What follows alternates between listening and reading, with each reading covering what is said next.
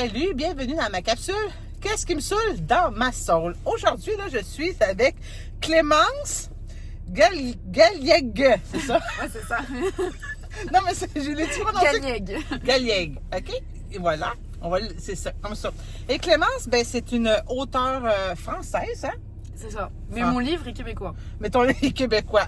Il y a des toi et moi, puis c'est ça, on peut lire ça comme Non, c'est pas dans l'écrit, mais c'est juste qu'il est à la Banque nationale du Québec. OK, je comprends. Et puis, ben, je l'ai connu aujourd'hui. On était au Café Confidence littéraire à Joliette pour comme marché pour la librairie à Cynthia-Blot. Ouais. Et on était côte à côte, on a discuté ensemble. Et ben là, elle voulait nous parler de son livre. Ça, c'est le premier, Animus. C'est ça. Animus. Ouais, Animus, c'est le nom de la saga. Et Ok. le premier, il s'appelle L'œil du savoir, du coup. OK. Et c'est une tétralogie fantastique. Une tétralogie fantastique. Ouais. Et ça raconte quoi? Parce que j'ai vu qu'il y avait comme le prédateur qui était un requin. Oui, c'est ça. Il y avait un tigre, Un guépard. un guépard. Un guépard. J'ai vu quand même les couvertures des trois livres. Lui, celui-là, c'est un enfant des neiges L'emblème du Québec, en plus. qui vient du Québec. C'est l'emblème du Québec, Ah, c'est l'enfant des neiges. Ah, ouais, moi, pour Ouais. moi, puis j'ai l'air d'une Québécoise qui sait rien, mais je connais pas tout. Donc Bon. en fait ça raconte quoi? C'est mon héros, il s'appelle Michael et il y a une fille qui vient en France l'enlever et elle lui explique que c'est un animus, donc il a la faculté de se transformer en un animal et Ok. que s'il s'entraîne pas à le faire, il va en mourir. Donc elle est obligée de l'enlever pour qu'il puisse s'entraîner à le faire. Donc tout le tome 1, il va apprendre un peu sa faculté de se transformer, le conflit qui règne sur la terre de Sonia, etc. Donc c'est pour ça que c'est la chouette qui représente le tome 1. OK. Et donc, c'est parce que c'est l'apprentissage. Et le tome 2, mon héros, il devient un peu plus méchant, on va dire. Donc là, c'est le requin blanc, donc Là. la force du prédateur. Donc là, c'est l'eau. Le tome 3, au vu de ce qu'il a appris dans les autres tomes, il va gagner de l'avance dans le conflit. Donc c'est pour ça que c'est le guépard. OK. Et donc là, c'est l'avantage de la vitesse. Et le tome 4, ça va être le dragon et le feu. Et en fait, chaque tome, c'est un élément. Et ça va être la fin, le tome 4. Ouais, le Ok. tome 4, ça va être la fin. Et d'où t'es venue toute l'idée de construire ce concept-là? Vraiment, je trouve ça fascinant, l'imagination. Comment C'est c'est... parce que j'étais petite. En fait, j'ai commencé à écrire cette histoire, j'avais 10 ans. OK. Et j'ai commencé à l'écrire en papier. Et je la faisais lire à mon frère quand on partait en vacances. Et c'est pour ça que j'ai continué de l'écrire. OK. Et sauf qu'après, j'ai écrit d'autres choses. J'ai arrêté. J'ai réécrit l'histoire quand j'étais peut-être au collège, donc quand j'avais 13 ans. Et après, j'ai réarrêté. Et un jour, je me suis dit, il faut que je finisse une histoire. Et je me suis dit, ben, celle-là, c'était ma première. Je veux aller au bout. Et c'est pour ça que j'ai eu cette idée-là.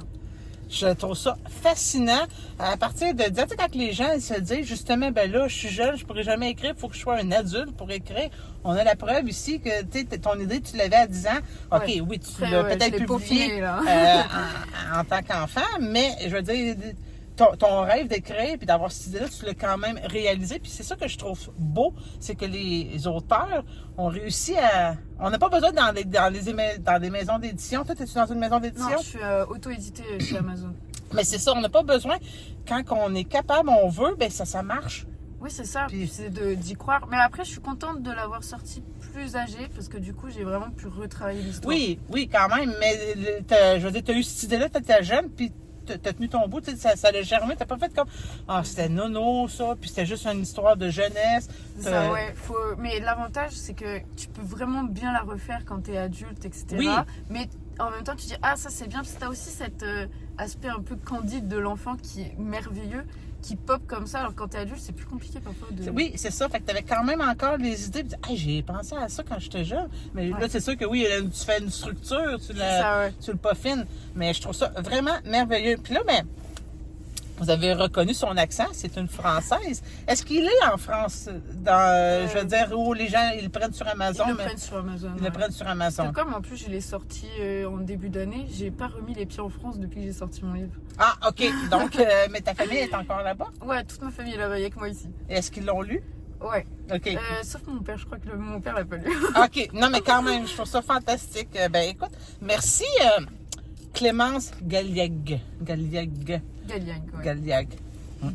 Là, Clémence, tu connais le concept de ma sauce, je te l'ai expliqué tantôt. Ouais. Puis moi, je trouve ça fascinant parce que ce concept-là, ben, cette expression-là, c'est les Français qui la disent. Hein? Puis là, ben, quoi de mieux que d'avoir une Française pure laine?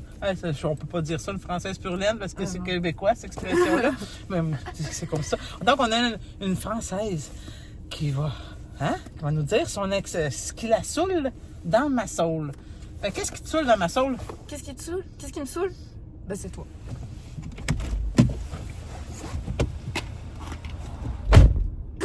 Eh non, on niaise, là! C'était une blague, hein? C'était une blague, là. Partez pas une polémique, une polygamique, en tout cas, bref, partez pas en garde. C'est de l'humour. C'est de l'humour. On vous connaît, la team premier degré. Oui, c'est ça. C'est vraiment de l'humour. On s'aime, là. Le but, c'est qu'on voulait le faire, justement. On s'est dit, on va être capable d'être sérieuse. Ouais. On a réussi. Hein. C'était pas mal, hein? Top. Malade. On s'aime. Mais honnêtement, là, y a-tu quelque chose qui te saoule? Là, Oui. bah, à part l'alcool, moi, il n'y a pas grand-chose qui me saoule. Ah, l'alcool. Ça, c'est une réponse vraiment. De français, on est alcoolique. Non, les Français, vous aimez beaucoup le vin. Ouais, on aime le vin. On aime le vin. L'eau coûte plus cher que le vin en France. Moi, quand je suis allée en France il y a une couple d'années, c'était ça. Un moment donné, je voulais juste avoir de l'eau. J'étais allée boire du vin. Ben ouais, je comprends. Là, je me suis dit, my God, OK, mon eau payée me coûte plus cher que le verre C'est de vrai vin. que l'eau, en plus, l'eau est payante. Mais ça reste que c'est vraiment très, très fun d'aller en France. Puis j'ai adoré ça. D'ailleurs, ma tante est française et j'ai un oncle français. Fait que je les adore. On aime la On France. s'aime, hein? C'est nos Oui. petits cousins. Cuisine. C'est ça. Ben, hey, merci, Clémence. Ben, merci à toi. Puis je te souhaite un bon succès avec Merci ta beaucoup. tétralogie. Ouais, puis ben, à une prochaine fois. Mais oui, on se revoit, là. On s'aime. Hein? Très bien. Oui, merci. Bye!